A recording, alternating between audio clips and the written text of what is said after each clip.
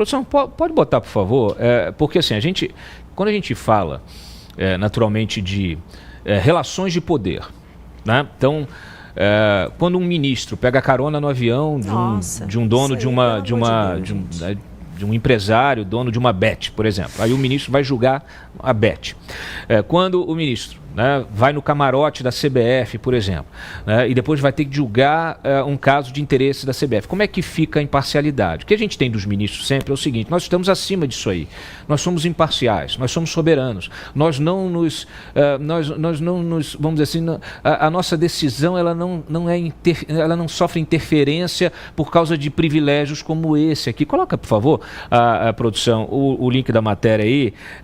Justamente do jogo do Brasil com o Peru, né? Que teve aqui o camarote no Maré Garrincha. Pode abrir a matéria, abre geral pra gente ver a fotinha. Pode baixar, por favor. Pode baixar até a foto. Até a foto.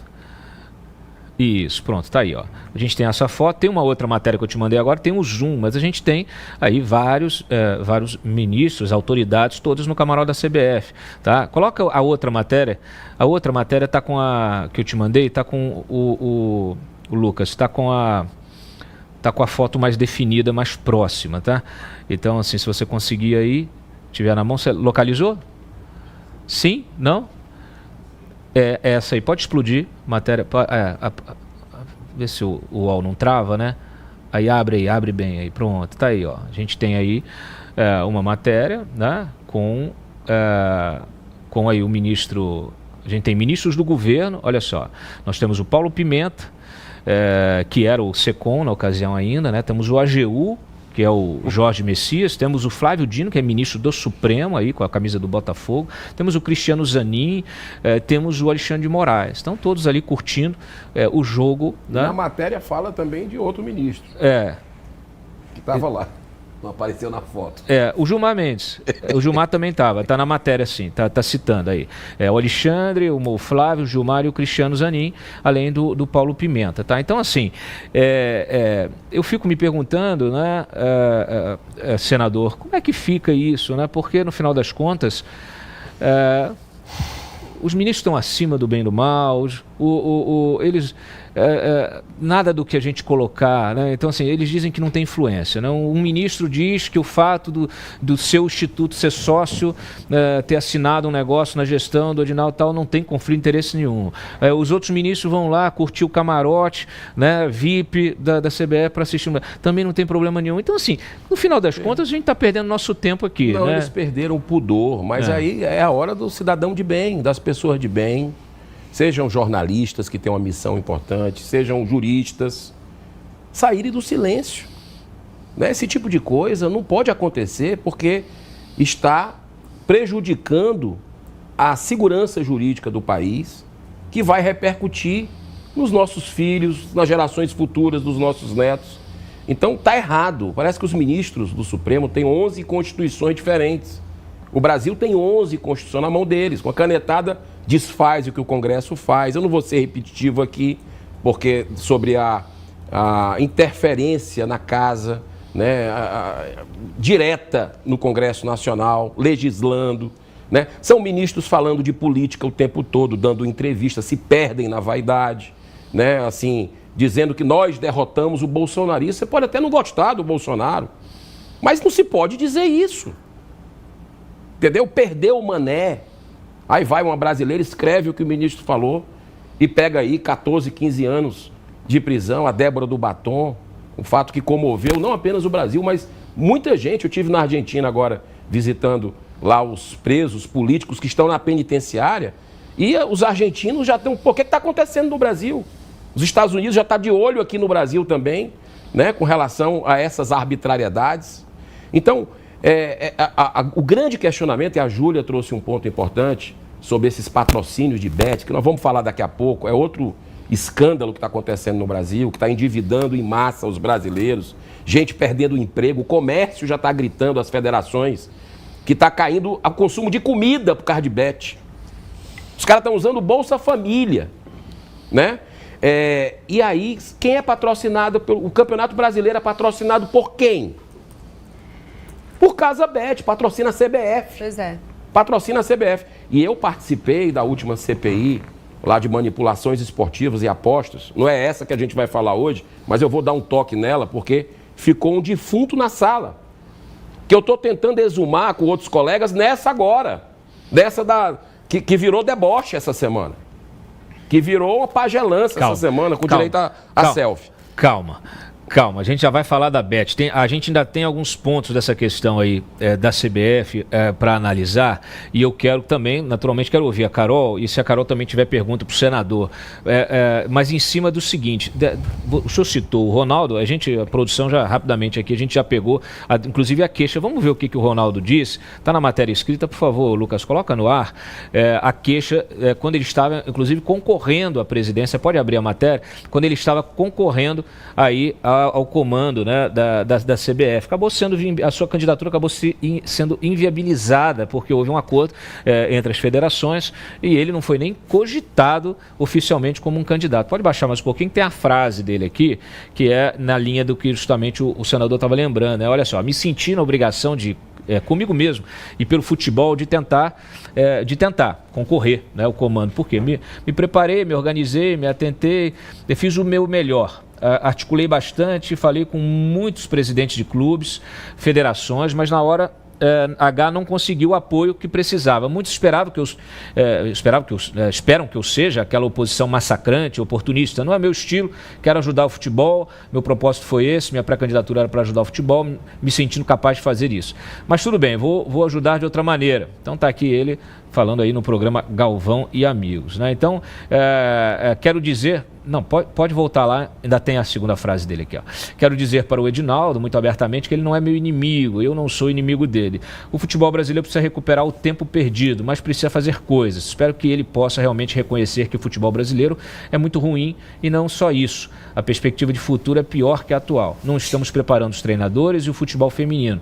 Vou continuar ajudando de outra forma, vigilante e disposto. Então, me parece que o diagnóstico do Ronaldo, ele fala aqui do risco do futebol. O futebol é um patrimônio imaterial do Brasil, né? O futebol tem a ver com a cultura brasileira. O futebol, ele vamos dizer assim, ele traduz essa cultura e precisa ser valorizado.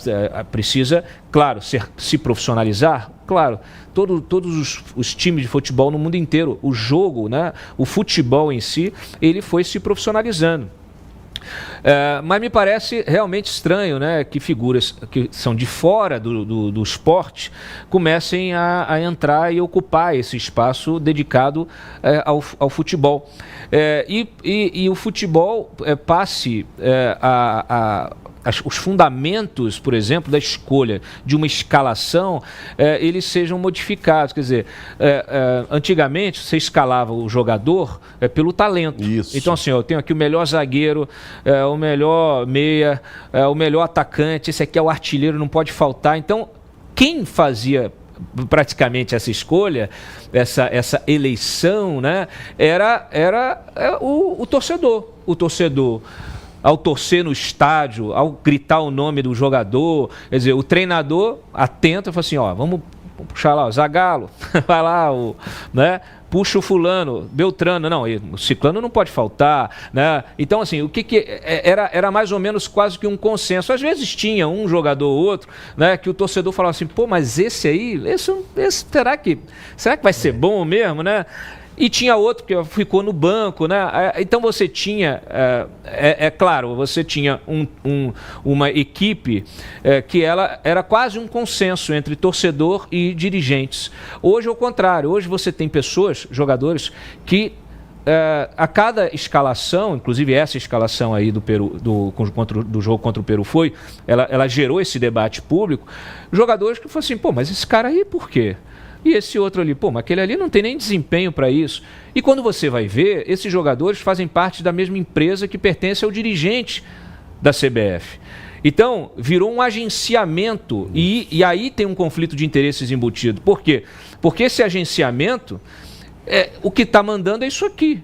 Então, o cara não está mais naquela posição porque ele tem talento, ele merece estar naquela posição. Ele está naquela posição porque ele firmou um contrato com a agência que faz... do técnico que está, né, ou do dirigente do Cartola, que está com o comando decisório. Então, distorceu o negócio, desvirtuou, e é disso que o Ronaldo me parece que está falando. E você colocou um ponto, o que a gente quer é transparência. Não estou nem falando do papel que eu tenho no Senado Federal, como parlamentar. Estou falando como cidadão que ama o futebol. Eu sou apaixonado. Hoje eu não consigo mais assistir futebol, porque eu não sei se aquele jogo é uma partida disputada ou se é um teatro. Ou se é um teatro. Se é tudo combinado. E na CPI da manipulação esportiva a gente viu. E a gente tentou trazer, eu me lembrei aqui agora, você estava falando, Cláudio, a gente tentou trazer atletas que estavam sendo investigados lá e aqui. Inclusive lá na Inglaterra, o Paquetá, por exemplo, estava naquela explosão de quase que um batom na cueca, né, mostrando o problema dele, de aposta da sua família. E a gente tentou trazer para a CPI e a CBF cozinhou.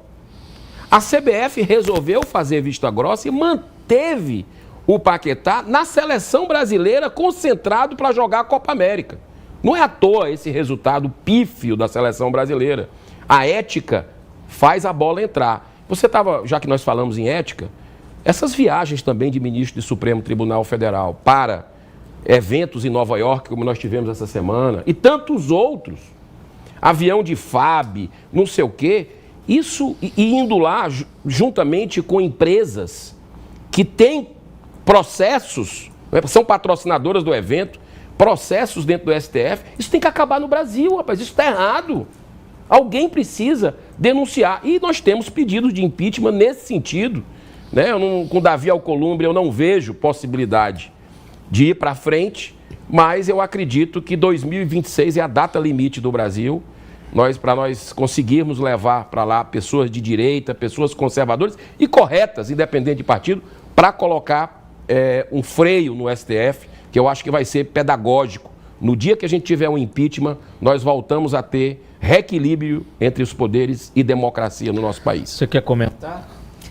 Voltando ainda um pouco, quando o Ronaldo, né, me chamou a atenção o depoimento do Ronaldo, porque ele disse que conversou com presidentes de confederação, de times, das federações, né? Das federações, e ele não obteve apoio. A gente, senador, né, nós sabemos como é que funciona o processo político. Quando você quer chegar a um cargo muito alto, realmente você vai precisar. É como se ele fosse presidente da FEComércio e ele precisasse do apoio das entidades sindicais abaixo da FEComércio. Então, por que será que, a despeito do resultado que o Ronaldo Fenômeno teve no Cruzeiro, porque ele comprou 90% das ações da sociedade do Cruzeiro e ele, a partir da atuação dele, conseguiu levar o Cruzeiro, tirar da Série B e levar para a Série A. Esse é o resultado dele. Ele não foi apenas um craque no campo. Ele foi um ótimo gestor onde ele esteve. Ele é um homem muito rico, conseguiu aumentar bastante o patrimônio dele. E no Cruzeiro ele teve esse resultado. Então, como que essa pessoa foi preterida desse processo se quer deixar o Ronaldo concorrer? Me parece que se há um escândalo de corrupção envolvendo a CBF, há o conluio dessas entidades abaixo dela. Então, eu acho que é interesse público, sim, que isso seja investigado. Que seja pela polícia, dentro de uma CPI, porque como o senador falou muito bem, o futebol e o Cláudio, né, é um patrimônio dos brasileiros. Né? Eu confesso que há muito tempo eu já me desenganei do futebol brasileiro, assistia com muito fervor, mas hoje já não acredito tanto. Mas independente disso, é um traço econômico do Brasil, é o programa do final de semana de muitas famílias. A gente vê ali uma movimentação grande de pessoas que vivem disso, seja do camelô que está vendendo a camisa na frente do estádio, seja aquele que está vendendo ali um cachorro quente. Movimenta a economia brasileira. E, sinceramente, eu acho que poderíamos até ver mais gente ganhando dinheiro com isso, transformando num grande espetáculo. Eu já tive a oportunidade de assistir a um jogo de basquete da NBA. Eu tive a honra de ver o LeBron fazendo uma cesta já e me impressionou o que os Estados Unidos conseguem fazer com uma partida de basquete. Cada partida de basquete é um grande show. Você tem o copo personalizado, você tem o ursinho de pelúcia personalizado, no intervalo existe a interação com as pessoas. Eu saí encantada, literalmente encantada. um sentimento até um pouco meio americano naquele dia. Então, se o futebol brasileiro fosse visto dessa maneira, com olhar gestor e não como um ambiente para as pessoas enriquecer ilicitamente, a gente está falando de um mercado, gente, infinito. Isso. Deixa eu colocar essa questão, só para a gente encerrar essa temática, e eu quero ouvir também a Carol, que é o seguinte, a gente falou de CPI, né? Põe a matéria aí, Lucas, por favor, a matéria uma possível CPI para investigar, não é essa não, é a outra, essa é a outra matéria que eu te mandei agora. Que o Congresso pode abrir uma CPMI para investigar o Edinaldo, né, e o Gilmar Mendes. Abre aí, por favor, expande ela, pode baixar aí. Olha aí. A gente tem aí o anúncio, né, do Carlo Ancelotti como técnico da seleção brasileira, tá? Não aliviou a pressão aí sobre o Edinaldo, isso e um pouco antes, né, dessa saída dele. O Congresso Nacional então prepara uma investigação sobre a gestão do dirigente e sua ligação com o ministro. Na segunda, então, a CBF confirmou o Ancelotti como treinador, anúncio discreto. A decisão buscava desviar a atenção de uma audiência do Tribunal de Justiça do Rio, que foi justamente aquela que determinou o afastamento dele, tá? Uma liminar, então, aí aquela história toda, tá? Então, assim, agora tem essa história da CPMI, tá? Então, senador, o senhor que está articulando essa CPMI, né, para investigar a CBF, investigar todos esses rolos envolvendo a CBF, toda essa bagunça que está acontecendo, o senhor tem conseguido apoio? Tá difícil. Nós conseguimos, acho que 18 assinaturas. Só 18 assinaturas? Veja bem. Eu tenho uma CPI, que é um requerimento meu. O deputado Coronel Meira, que é de Pernambuco, tem uma CPMI para ver qual é que consegue mais agilidade. E tem uma CPI na Câmara, que é do Sargento Gonçalves. Então, nós agora estamos centrando esforços na CPMI. Por quê? Porque ela não pega fila. Claro. Porque ela é uma instalação mais imediata. Então, eu acredito que nós vamos vencer essa barreira. Eu queria muito ouvir o Ronaldinho Gaúcho. Eu também. Sabe? Eu queria muito que ele, que é um amante, o Ronaldinho um fenômeno. O fenômeno. Porque o Ronaldo fenômeno, porque ele mas pode ama. trazer o Gaúcho também. O Gaúcho é ótimo, ele sempre aparece, ele sempre aparece. Mas é para falar dessa questão do futebol, do ponto de vista do empreendimento, né? Como ele foi na SAF lá do Cruzeiro, um vitorioso. Exatamente. Então, era muito importante ouvir essa tentativa dele para quebrar esse cartel. Mas o senhor está coletando as assinaturas aonde? O Senado, eu fiquei responsável por pegar as assinaturas do Senado. Do Senado. E o Sargento Gonçalves e o Coronel Meira na Câmara. Eu acho que vocês estão coletando no lugar errado. Lucas, põe na tela aí, por favor. O lugar certo é aqui, ó. Você tem que ficar na porta dessa casa. Pode baixar aí. Baixa aí. Tem que baixar. Vocês têm que ficar nesse lugar aqui. Pode baixar até a foto. Coloca na foto aí. Não tem a foto? Aí eu te mandei a matéria com a foto. Com a foto aqui, ó. Cadê? É uma casa bonita, hein?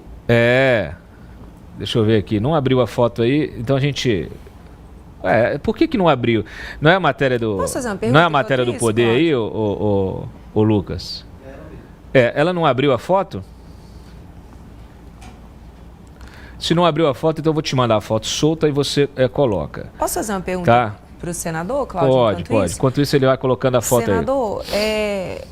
O senhor... Vou falar senhor, não vou falar Vossa Excelência. Por favor, não faz isso, bom? Senão mas o correto é Vossa Excelência. A gente vê a batalha hoje, né, da instalação da CPMI ou CPI também do INSS. Sim. Qual que é a prioridade para o senhor nesse momento?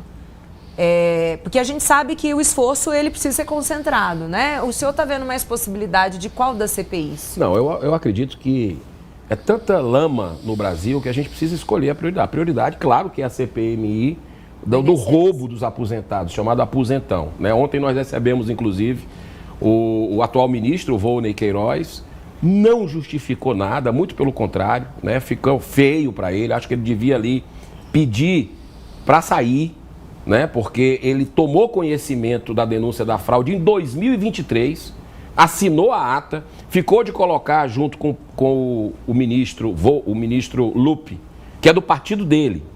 E aí eu queria entender qual o posicionamento do Ciro Gomes, que é do meu estado, se ele, se o Volney é aprovado também por ele, porque o PDT parece que saiu da base do governo e fica junto do Ministério, um negócio meio confuso esse jogo, né? Então, ontem foi muito estranho ele ter dito que ficou lá batendo boca com os senadores, né? Ele que era deputado, né? Que é deputado, e eu acredito que isso pode ser muito maior do que o Petrolão, do que mensalão, pode atingir a casa de centenas de bilhões de reais. Nós estamos vendo talvez a ponta do iceberg e a gente precisa fazer um esforço concentrado nessa CPI. O PT ontem, a notícia é boa. A notícia é boa. Começou a sensibilizar. O PT ontem, na comissão, sensibilizar nada, né? Na comissão, eles disseram que agora nós vamos assinar.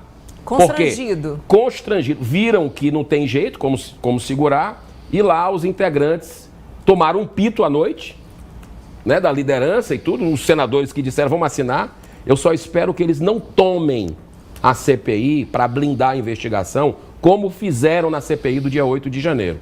Que todo o Brasil viu a estratégia. Eles não queriam a CPMI do dia 8 de janeiro, não assinaram e na última hora ocuparam lá, porque a base do governo foi colocando o relator, colocando o presidente, e nós tivemos ali a blindagem completa da investigação para a verdade sobre os atos do dia 8 de janeiro. Vocês têm que ir nessa casa aí, que é a casa da CBF aqui no Lago Sul. É a casa de lobby da CBF, tá? Vou lhe passar o endereço. Bonita, hein, Cláudio? Hã? Podia botar Bonita. Se uma quiser, logomarca da CBF ali, bem grande. Se quiser coletar assinatura, você fica na porta. De plantão. Porque deve tá bem frequentado. Deve estar bem frequentado. Pode tirar isso aí. Tira. Deixa eu ouvir a Carol, se ela quer finalizar com um termo antes da gente dar o recado aqui para a nossa audiência. Carol.